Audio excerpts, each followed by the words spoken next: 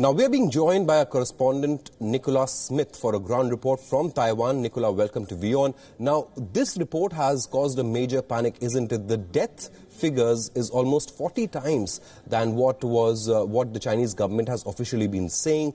What's the sense on the ground in Taiwan as far as this report is concerned?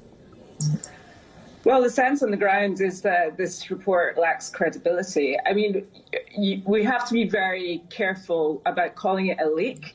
We don't know where these numbers came from. We don't know if it was just a technical glitch. When it comes to an epidemic like this, where people are obviously very afraid, as journalists, we have to be very, very responsible about how we report. And we have to keep our reports absolutely fact-based. This report that has come out from Taiwan is speculative. It's based on conjecture. Now, people who speak Chinese, and I have to give you a disclaimer that I don't speak Chinese, so people who do are saying that the original source of this story was on Taiwan social media. I can't check that out myself, but reading the English version of this story, it talks about netizens are speculating about the reason why these figures appeared and then quickly disappeared on Tencent's website. Now, you can't base a story on speculation from netizens. You have to be responsible when you're reporting on an issue that people care very much about, that people are very afraid about for good reason. And you just have to be very, very careful about how you report things. Absolutely. You're absolutely right there. But, even if you go by the official figures say that over 28,000 people have been infected in China. That itself is a cause for alarm, isn't it? Well, we don't know the full figures yet. Certainly, there's obviously people are taking this seriously because you've got millions of people now who are being locked down in China, and people are taking preventative measures. I think the important thing is that people don't panic. Panicking is not going to help. Washing your hands frequently helps.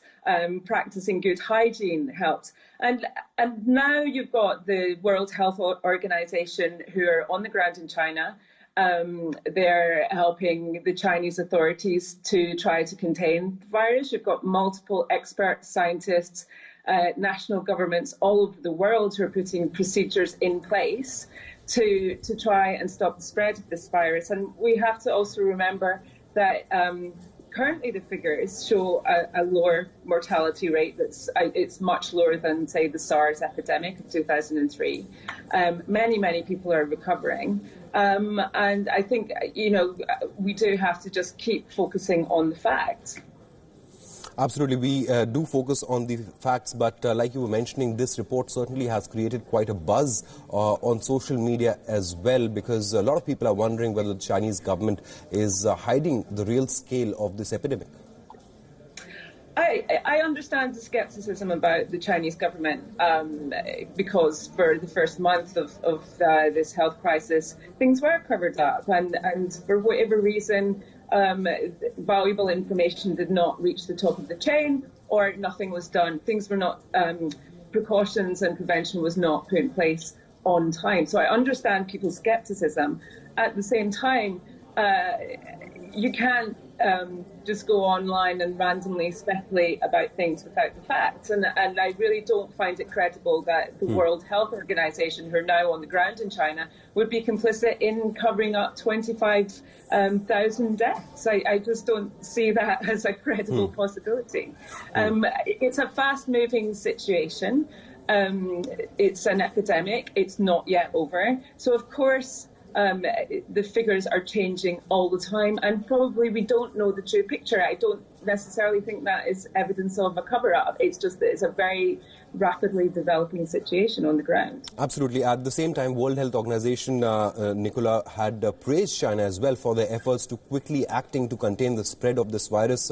The medical workers on the ground, they too, we've heard reports, are facing shortage of adequate equipment to deal with the patients who've been infected by the coronavirus. What's the latest on the ground you're learning on that front? Obviously, 2 hospitals have been constructed in record time. More makeshift hospitals are being set up. How do you see China's efforts in battling the coronavirus outbreak? Well, it certainly does seem to be making every effort that it can just now. It got to this unfortunate situation by not acting quickly enough. That's, I think that's something that after this crisis is over, the Chinese and others should go back to and look and what mistakes were made and what can we learn from it. At the moment, I have no reason to think that they are not doing the best that they can to contain this epidemic, because it's harming Chinese people, it's harming the economy, and it's having an impact globally. So, it's a very difficult virus to contain. It's transmitting very rapidly. So I'm not on the ground in China. I can't give you an accurate picture of what's happening there, but from what I'm seeing in the past couple of weeks, they are making a great effort to try and contain it. Right. I'd like to thank you, Nicola, for joining us on WION as we continue to track all the updates on the coronavirus outbreak.